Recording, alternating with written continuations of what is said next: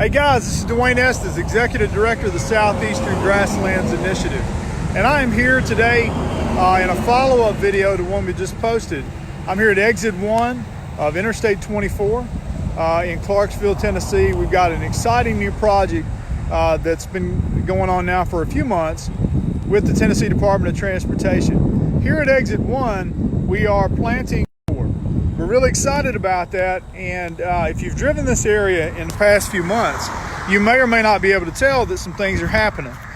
Well, one of the things that we've had to do is to get rid of what was here, which was largely a lot of invasive Johnson grass and invasive fescue.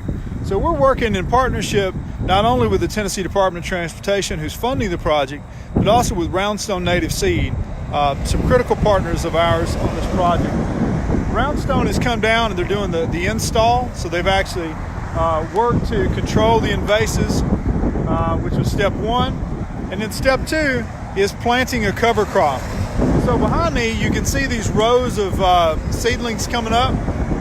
We've planted this in wheat, and as this comes up, this is going to protect the soil from eroding away through the winter and into next spring. Then toward next May, we're going to come in and plant this with a pretty diverse mix of about 30 species of native grasses and wildflowers, mostly from regional genotype from the Kentucky-Tennessee. Will be drilled into the ground using a no-till drill, and they're going to go right in between these the rows of wheat.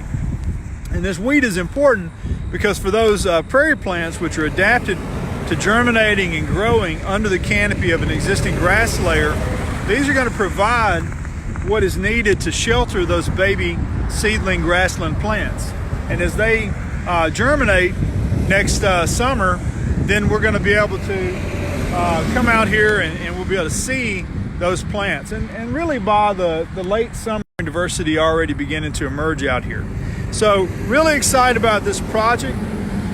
For it to fully take effect and look great, you know, it takes about 3 years for that to happen. That's one of the drawbacks of native prairie restoration, is that it does take a while, and sometimes it's hard to build public support because of that process.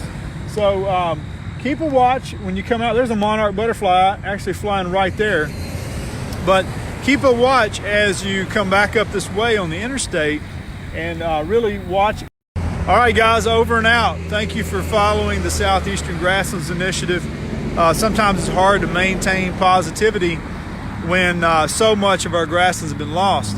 But we like to report on some positive things, and we hope here that you can begin to see some of the successes come to light, and hopefully this will benefit biodiversity. Thank you very much.